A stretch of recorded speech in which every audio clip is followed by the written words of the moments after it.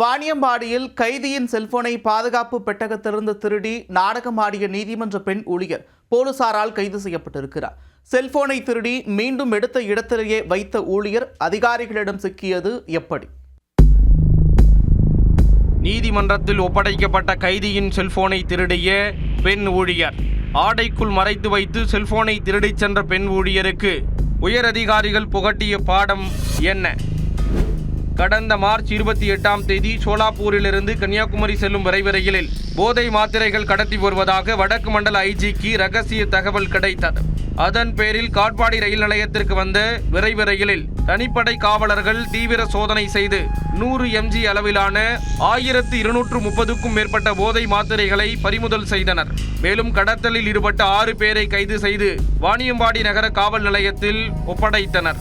அதன் தொடர்ச்சியாக போதை மாத்திரைகள் கடத்தலில் தொடர்புடைய 12 பேர் கைது செய்யப்பட்டு 8க்கும் மேற்பட்ட செல்போன்களை பறிமுதல் செய்து அவர்களை நீதிமன்றத்தில் ஆஜர்படுத்தி சிறையில் அடைத்தனர். இந்த வழக்கில் முக்கிய குற்றவாளியான புனே பகுதியில் மெடிக்கல் ஷாப் நடத்தி வரும் கரண் ராஜேஷ் கடந்த சில தினங்களுக்கு முன் ஜாமீனில் வெளியே வந்தார். அவரிடம் இருந்து பறிமுதல் செய்யப்பட்ட செல்போன் மற்றும் உடைமைகளை வாணியம்பாடி நீதிமன்றத்தில் அவர் கேட்டிருக்கிறார்.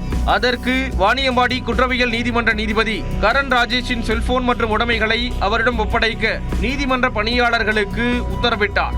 ஆனால் அந்த விலை உயர்ந்த செல்போனை காணவில்லை என நீதிமன்ற பெண் ஊழியர் மகேஸ்வரி தெரிவித்துள்ளார். கைதியின் பொருள் எப்படி காணாமல் போகும் என கேள்வி எழுப்பியதோடு செல்போனை கண்டுபிடித்து ஒப்படைக்க 2 நாட்கள் அவகாசமும் கேட்டிருந்தார். பின்னர் என்ன செய்வதென்று தெரியாமல் மகேஸ்வரி தான் திருடிச் சென்ற 2 செல்போன்கள் 4 போதை மாத்திரைகளை புடவையில் மறைத்து எடுத்துச் சென்று நீதிமன்ற வளாகத்திலேயே திரும்ப வைத்துள்ளார். காணாமல் போனதாக சொல்லப்படும் செல்போன் எப்படி மீண்டும் வந்தது?